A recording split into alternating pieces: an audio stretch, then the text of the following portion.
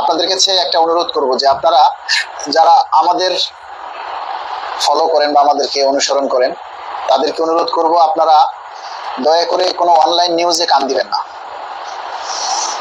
Online নিউজে বা online পত্রিকায় কেউ কান দিবেন না। অনলাইন নিউজগুলো বা জাতীয় পত্রিকা বা জাতীয় মিডিয়াগুলি আজকাল ইউটিউবারের চাইতেও খারাপ হয়ে গেছে। ইউটিউবারের চাইতেও অনলাইন যে জাতীয় মিডিয়াগুলি এগুলি খারাপ হয়ে গেছে। এদের কোনো কিছুতেই কেউ কান দিবেন না। আর আসলে প্রতিদিন আমাদের আপডেট থাকে না। প্রতিদিন আমরা দাবি করতে পারি, কিন্তু প্রতিদিন পে স্কেলের কোনো আপডেট থাকে না।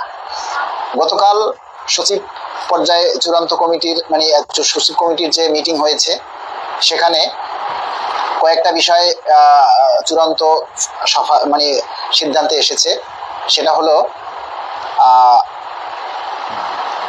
বিষয়টা হচ্ছে যে 1 জুলাই থেকে পে স্কেল কার্যকর হচ্ছে এবং প্রথম ধাপে মূল বেতনটা আপনার শতভাগ কার্যকর হবে এবং দ্বিতীয় ধাপে গিয়ে অন্যান্য ভাতাসমূহ কার্যকর হবে। এরকমের একটা সিদ্ধান্তে সচিব কমিটি পৌঁছেছেন।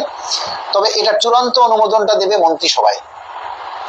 সামনে মন্ত্রিসভার যে মিটিং আছে সেই মন্ত্রিসভার মিটিংয়েই এটার আসলে চূড়ান্ত অনুমোদন হবে। সেখানেই সিদ্ধান্ত হবে যে আসলে মূল বেতন একবারে, তারপরে সকল ভাতা, তার মানে হচ্ছে 2 ধাপে। এখন সেটাকে 2 ধাপে করবে নাকি আরো আসলে বাড়াবে, এই বিষয়টা মন্ত্রিসভায় অনুমোদন হবে। তবে একটা বিষয় হলো স্পষ্ট, সেটা হলো গেজেট যদি আপনার 6 মাস পরও আপনি পান, তারপরও আপনি এই 1 জুলাই থেকে পে স্কেল বাস্তবায়ন হবে। 1 জুলাই থেকে আপনারা এই এরিয়া হিসেবে বা বকেয়া হিসেবে পাবেন। এই ব্যাপারটা কনফার্ম। এইটাই হলো বড় আপডেট। এখন আপনারা অনেকেই দেখি বিরক্ত হচ্ছেন, বলতেছেন যে আসলে আর কতগুলি মিটিং হবে, এটা সেটা। এখন দেখেন, এই সরকার আসার পর এই সরকারের কার্যক্রমটাই সেটাই হলো চূড়ান্ত। আগের সরকার মিটিং করছে, কত কিছু করছে, এগুলি এই সরকার দেখবে না। এই সরকার দেখবে এই সরকারের সময়কাল কত এবং এই সরকারের আমলে যে কার্যক্রম সেটা কিভাবে বাস্তবায়ন করতে পারে। একটা সরকারি কাজ, এটা আমি সকালে বললাম আর বিকেলে হয়ে গেল, বিষয়টা কিন্তু আসলে এরকম নয়। একটা পে স্কেল যেখানে সারা বাংলাদেশের সরকারি, আধা সরকারি, তারপরে আপনার এই স্বায়ত্তশাসিত রাষ্ট্রায়ত্ত ব্যাংক, আর্থিক প্রতিষ্ঠান এবং এমপিওভুক্ত শিক্ষক সহ যারা এই পে স্কেলের সুযোগ সুবিধা ভোগ করে, তাদের সাথে জড়িয়ে আছে লক্ষ লক্ষ হাজার কোটি টাকা।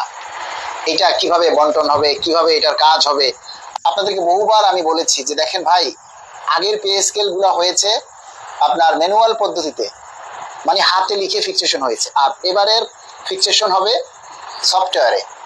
যেই সফটওয়্যারে আপনার মূল বেতন যদি ভেঙে দেয় তাহলে পুরো সফটওয়্যারকে চেঞ্জ করতে হবে, পরিবর্তন করতে হবে, যার কারণে মূল বেতন সরকারকে একবারই দিতে হবে।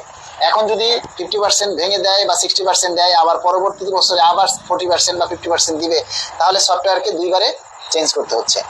এই 2টা কারণে সরকার মূল বেতন একবারে দিতেই এখন সম্মত হচ্ছে। এই ব্যাখ্যাগুলো কিন্তু একবারে শুরু থেকেই আমি তুলে ধরেছি, আপনারা যাদের মনে আছে তারা হয়তো বুঝবেন।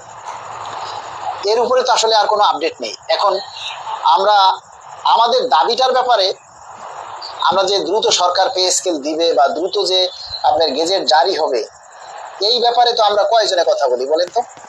আমরা কয়জনে দাবি তুলি? সরকারকেও তো দেখাইতে হবে। সরকারকে দেখাইতে হবে না যে কর্মচারীরা সবাই এ ব্যাপারে সোচ্চার।